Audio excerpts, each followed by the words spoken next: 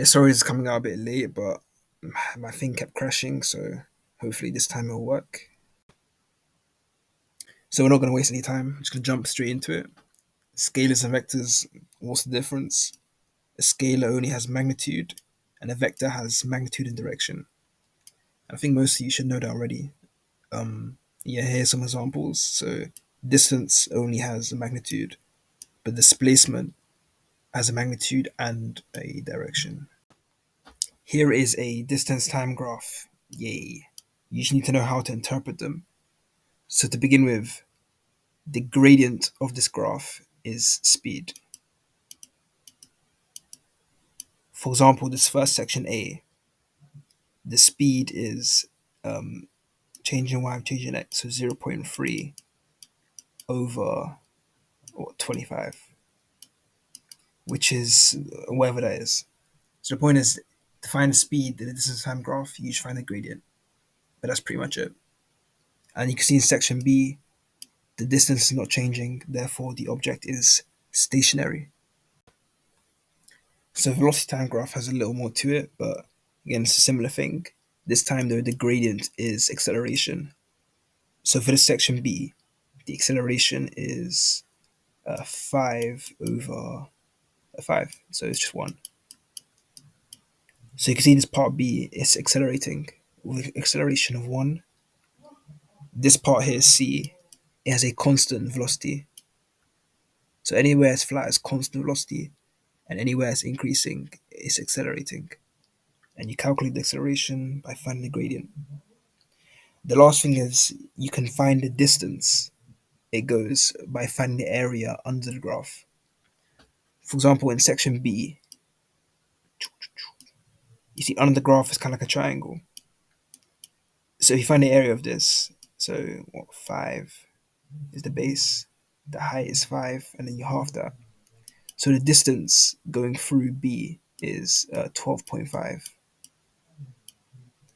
So you can even do for like the whole journey, but obviously you have to split into pieces, like here, like here. But the point is, area under your velocity time graph should give you the distance traveled. Newton's first law. So unless there is a resultant force, there will be no acceleration. For example, if the frictional force here was also 3 kilonewtons, that means overall there will be no resultant force. So the car would either stay at its constant speed, or if it wasn't moving, it would stay not moving. So you need a resultant force for there to be an acceleration. Newton's second law is just this equation here. Yeah, that's it. Cool. You get given it anyway in the equation sheet. So yeah, whatever. And this leads us to our first practical of the day. Yeah, there's a trolley here, and there is a weight hanging off here. Obviously, the trolley's going to move because of this weight. So the force from this weight here will cause the trolley to accelerate. And because of the equation F equals ma, we should know that more force should lead to more acceleration. So if I added more weight on this weight hanger, I would expect the trolley to accelerate more. So you just need to take measurements on acceleration. And the way to do that would be to be measuring the velocity of the car to begin with, and then measuring its final velocity as well.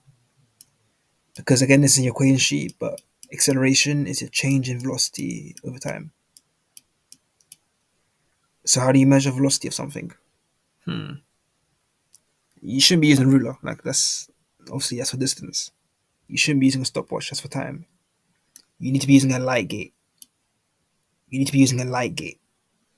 You need to be using a light gate. What's a light gate? It's like it's literally like a little gate that you can put down, and when the car goes through it, it will tell you exactly what speed it's going at. So you use that to measure the speed. Use stop clock to measure the time, and you'll keep changing this mass here and seeing how does it affect the acceleration. So if a question ever asks you how can I measure the speed of something, just say you put down 2 light gates, and yeah, that's it. Newton's third law: when two objects interact, they will both exert an equal and opposite force on each other. So this book, the weight of it is acting down on the table, and a table is doing a reaction force back on the book, and it should be equal but in opposite directions. So here we can see a satellite going around the world. This is an example of circular motion. So in circular motion, the speed will stay constant. So the number for the speed will stay constant, but its direction keeps changing because we're going in a circle. Velocity is the vector version of speed, right? So it's speed in a given direction. So our velocity is changing. So when you're going in a circle, your speed stays the same, but your velocity is changing. The force that's causing the circular motion is called centripetal force, and it's always acting from the object to the center of the motion. Momentum is the mass times the velocity of an object. You need to know that before collision and after collision, the total momentum should be conserved.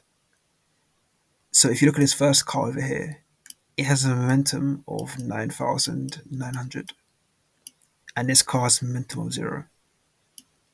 That means after the collision, overall, we should still have a momentum of 9,900 here. Thinking distance is the distance traveled between seeing an object and actually hitting the brakes. And it's affected by these three things. So, how tired you are, if there are any distractions, and if you are intoxicated, like drunk, for example. Braking distance is how long it takes for your car to stop after you hit the brakes, and is affected by these three things. So, your tires, how good they are, the condition of the road, so it could be wet or icy, and lastly, how heavy your vehicle is. So we're going to be doing too much on energy because they give you the equation for all of them, but like you should know what kind of energy transfers are happening. For example, if an object is falling down, you should know it's going from gravitational potential energy into kinetic energy. Or if you're using a elastic band, it's going from elastic potential energy into kinetic energy when you release it. And that's more to do with the conservation of energy. But the main thing is energy resources. So you should know some renewable and some non-renewable energy resources, and a couple advantages and disadvantages for each one.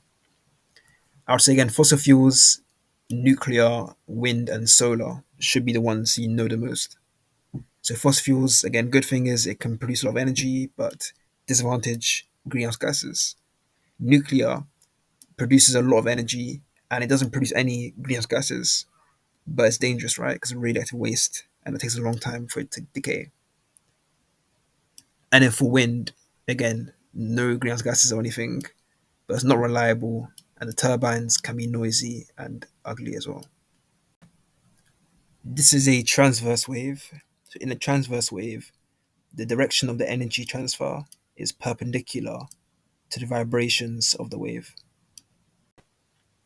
An example of this is an electromagnetic wave. And this is a longitudinal wave where the direction of the energy transfer is parallel to the direction of the vibration. So you need to remember both those definitions. And an example of this would be a sound wave. So you should know that amplitude is the maximum height of the wave, and wavelength is how long the wave is. But I think some people don't really understand what frequency is. So frequency is just how many waves are traveling per second. For example, if you had a water wave, you could, splash your hand about, for some reason, and then you can count how many ripples pass a point in a single second. For example, if there was someone over here and they said they counted 10 ripples in a single second, that means it has a frequency of 10 hertz. So, a question I ask you, I don't know, like, how would you calculate the frequency of a water wave? Would you say count how many waves traveling per second? So, waves can be absorbed, they can be reflected, but most importantly, they can be refracted. So, in this picture here, you can see a water. There's like a ray coming in from the water, and when it goes to air, it refracts, so it changes directions. So, main thing is, anytime you have two different mediums, there will be a boundary between them that you can see here. So once light crosses through the boundary, it will refract. The way to know which direction it refracts is you must draw a normal line. A normal line is just wherever you have your boundary, it should be perpendicular to it. If you're going to a medium that's less dense, you'll bend away from the normal. If you're going to something more dense, you'll bend towards the normal. In this case, air is less dense than water, so the water will bend. So the wave will bend away from the normal line. However, if it was something more dense, let's say we're going from water to like, I don't know, a brick, the light wave would bend closer towards the normal line. The reason why light is bending here is because when it goes to something more dense, it slows down, which causes it to change directions. And if it goes to something that's less dense, it speeds up, which makes it change directions as well. So the fact that the light is changing speeds, that's what's causing it to change direction. This is the electromagnetic spectrum. Yay. So normally it goes in order of increasing frequency. So radio waves have the lowest frequency and gamma has the highest frequency. And you just have to remember the order, I know whichever way you can remember it. I know some people like to do like acronyms and that just do whatever you want, right? But the point is this is the EM spectrum and you need to know firstly what each of them can do and what properties they have.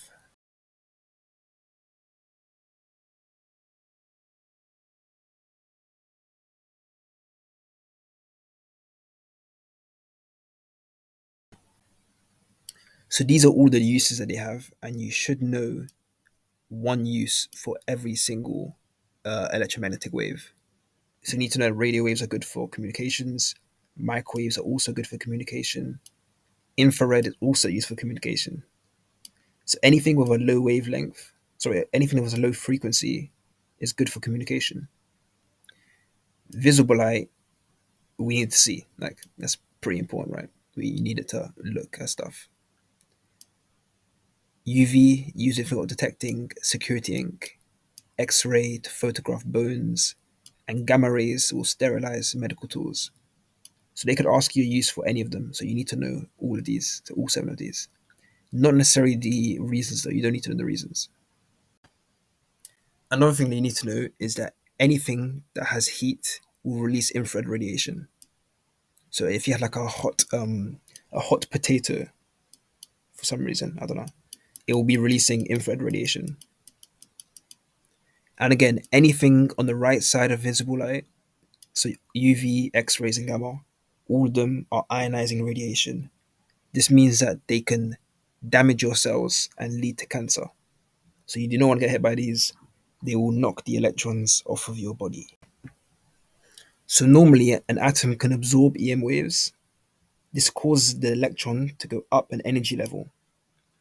Afterwards, the electron should go back down the energy level and release another electromagnetic wave.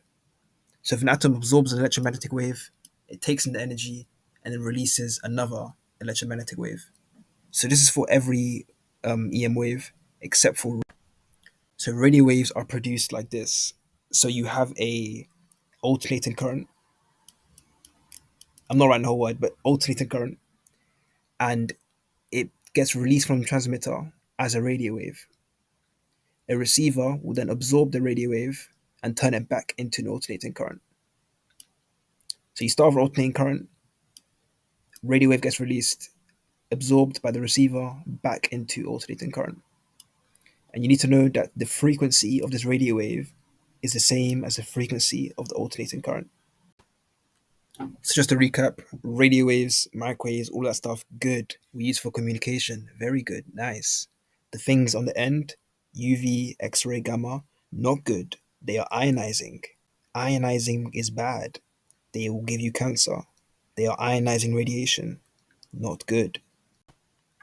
These are the sources of background radiation. Just remember two of them, or three of them if you're feeling a bit ambitious. But what even is radiation, right? I think that's something we need to do quickly. So these are two isotopes of carbon. You can see carbon 14. Look at it, it's got too many electrons. It's a bit like it's just not looking too healthy right now. So this is called an unstable nucleus. So if a nucleus is unstable, it will emit radiation. So look, it was unstable, but it emitted some radiation, and now it's doing okay. So the process of emitting radiation is called radioactive decay. So these are three types of radiation. You could either emit an alpha particle, a beta particle, or a gamma ray. So an alpha particle is two protons and two neutrons. A beta particle is an electron. And a gamma ray, as we discussed earlier, is an electromagnetic wave. Here are the properties for each one they need to know. Not so much the charge, but mainly the range, the penetration, and its ionization. You need to remember it for all of them. In beta minus decay, a neutron changes into a proton and an electron is released. In beta plus decay, a proton changes to a neutron and a positron is released. The way I used to remember it is like beta negative is a neutron changed to a proton, and they both start with N, and an electron.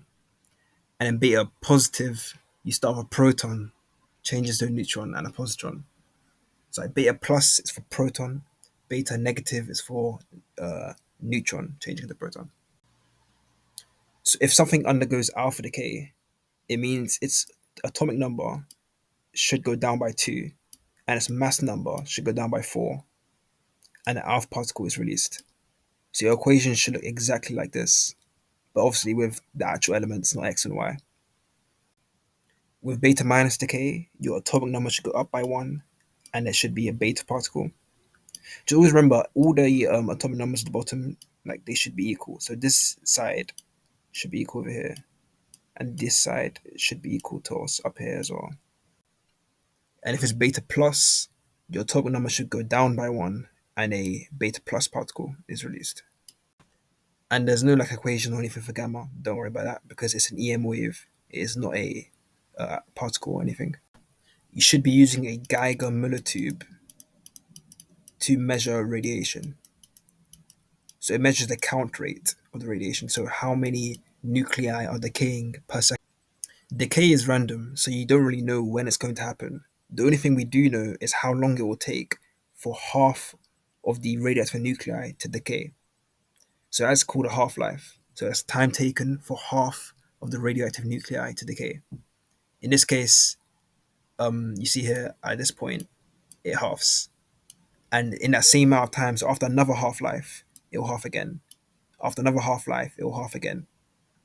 And there'll be some calculation kind of questions we have to figure out, how much it ends up as. But, I think that should be not too hard to figure out. For example, here we have a 2 million undecayed atoms, and after a year, there's only 500,000 left.